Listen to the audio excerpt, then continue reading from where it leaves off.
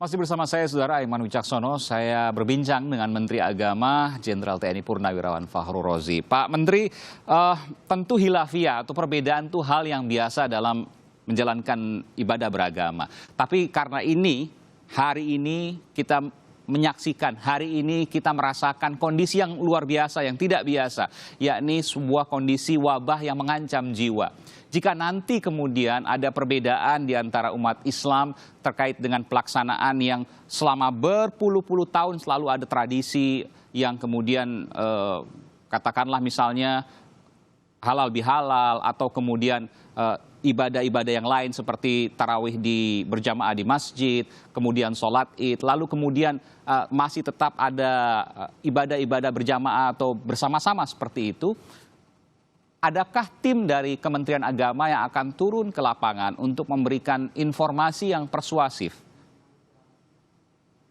Pastilah, bagaimana saya sebutkan tadi, kita punya 50 ribuan penyuluh, KUA di setiap kecamatan, kemudian juga kabupaten kota, pasti kita lakukan itu dengan baik. Tapi ada yang ingin saya tambahkan, mohon sedikit saya tambahkan. Silakan, Pak Menteri. Bahwa momen ini buat kami juga menjadi blessing in disguise juga dalam membangkitkan atau mendemonstrasikan kerukunan umat beragama.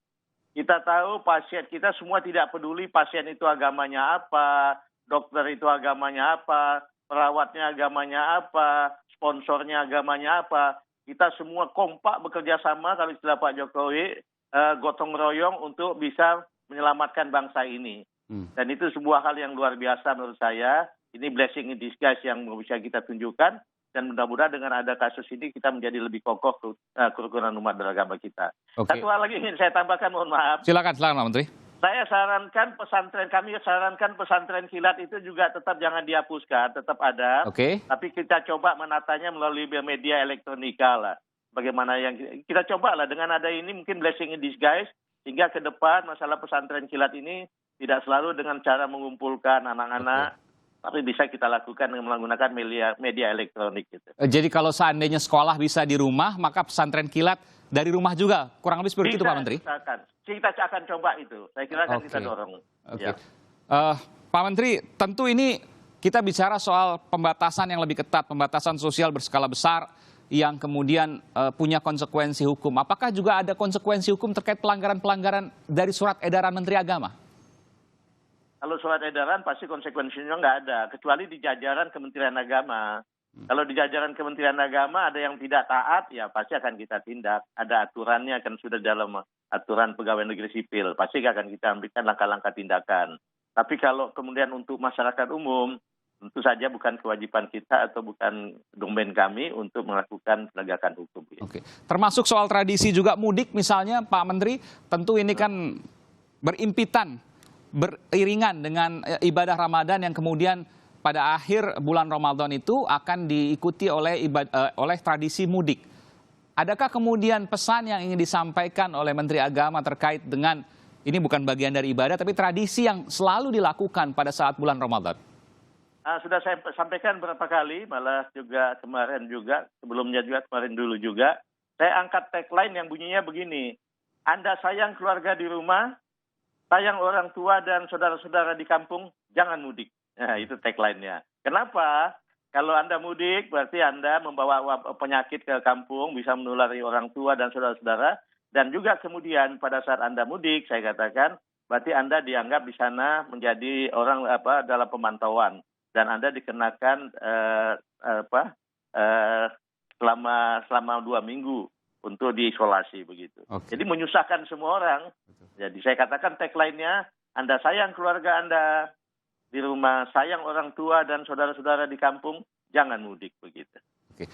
Saya ingin tahu terakhir Pak Menteri, apa yang dilakukan di lingkungan Kementerian Agama terkait dengan kondisi saat ini dan juga saya tahu bahwa Kementerian Agama dekat dengan Masjid Istiqlal dan sering komunikasi juga dengan Imam Besar Masjid Istiqlal. Apa yang kemudian dilakukan terkait dengan wabah corona saat ini dan nanti rencana pada saat bulan Ramadan? Ya, kami pasti akan sama dengan apa yang kami himbau kemana-mana. Tapi secara teknis memang kami besok akan ada pertemuan khusus via online dan kemudian dengan Masjid Istiqlal apa langkah-langkah yang akan kami lakukan ke depan.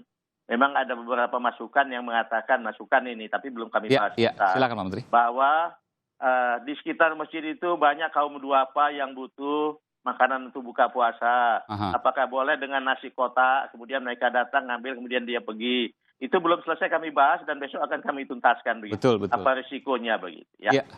Karena kita tahu bahwa setiap bulan Ramadan pada saat sholat atau ibadah di masjid secara berjamaah, apakah itu sholat wajib ataukah sholat tarawih, tentu banyak sekali jamaah yang kemudian selepas pulang atau pada saat ia datang, ia memberikan sedekah kepada orang-orang sekitar. Apa yang akan terjadi dengan itu ketika kemudian ini semua tidak ada, lalu mereka tetap ada di sana? Fakir miskin yang duafa? Ya, akan kami coba pertimbangkan langkah-langkah itu besok. Memang ada rapat khusus kami dengan Masjid Istiqlal.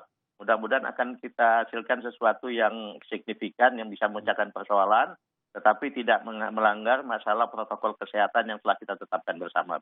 Oke, dan diharapkan juga tetap solidaritas sosial, walaupun tidak pergi ke tempat ibadah, tapi tetap kemudian melihat kanan kiri. Bukan begitu, Pak Menteri?